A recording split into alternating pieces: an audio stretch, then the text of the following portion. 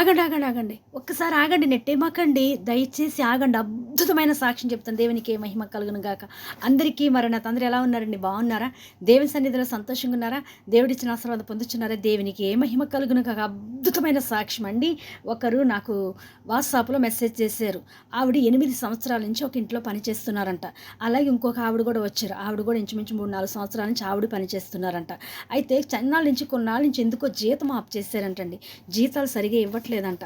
కొన్నాళ్ళు ఇవ్వకపోతే జీతాలు అలాగే అడుగుతున్నారు, ఇవ్వట్లేదు అంటే వీళ్ళిద్దరూ ఏం చేశారు, ఒక మాట మీద ఉండి గట్టిగా జీతాలు అడిగారంట. మా జీతాలు మాకు ఇచ్చేయండి, మరి మేము ఇంటికాడ పరిస్థితులు బాగోలేదంటేని వీళ్ళు కొంచెం గట్టిగడ్డప్పటికి వాళ్ళ కోపం వచ్చి ఇద్దరిని కలిసి రూమ్లో బంధించేశారంట. ఏం చేయాలో అర్థం అవట్లేదంట. సరైన భోజనం లేదు, సరిగ్గా రూమ్లో ఇంకా ఈ రూమ్లో తలుపు తీయండి, మాకు చాలా భయం వేస్తుంది, ఇదే అదే అని అంటున్నారంట. పోలీసులకు అప్పు చెప్పిస్తాం మిమ్మలను, మీరు మా ఇంట్లో దొంగతనం చేశారని అంటున్నారంట. ఎంత దారుణమో చూడండి. అరబీవుడి దగ్గర చాలా జాగ్రత్తగా ఉండాలండి. ఏదో అంటారు కూడా, పరో ఎలాంటి వాళ్ళు, వీళ్ళు అలాంటి వాళ్ళండి. మరి అయితే అరబీ బంగారం పోయిందని కేసు పెట్టి మిమ్మల్ని ముద్ర వేసి మిమ్మల్ని ఇంటికి కూడా పోలీస్ స్టేషన్కి పంపిస్తాం, ఇదే అదని చాలా దారుణంగా మాట్లాడారంట.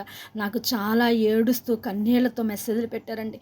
నా మనసు అయితే చాలా బాధ అనిపించిందండి. నాకైతే ఎవరన్నా ఏడిస్తే నా మనసు చెల్లించిపోతుందండి. నిజంగాను చాలా బాధ అనిపించి వెంటనే అయ్యగారికి కూడా చెప్పి ఇంటికాడ అయ్యగారికి ఫోన్ చేసి ఇలా ఉందండి పరిస్థితి, నా మెసేజ్లో పెట్టి అయ్యగారితో ప్రార్థన చేయించి నేను ప్రార్థన చేసి గ్రూప్లో అనేకుల కొరత కూడా సన్నిధి పరులతో ప్రార్థన చేయించగా దేవుని మహాకృప చేసిన వారం రోజులకి మరి వాళ్ళంతటికే వాళ్ళు వచ్చి తలుపులు తీసి పని చేసుకొని అన్నారంట. దేవునికి మహిమ కలుగును గాక. ఎంత బాధాకరమైన విషయం అనండి. అసలు చాలా దారుణంగా బాధపడ్డారంటే. ఇంకా అయితే జీతాలు అంటే ఇవ్వలేదంటండి.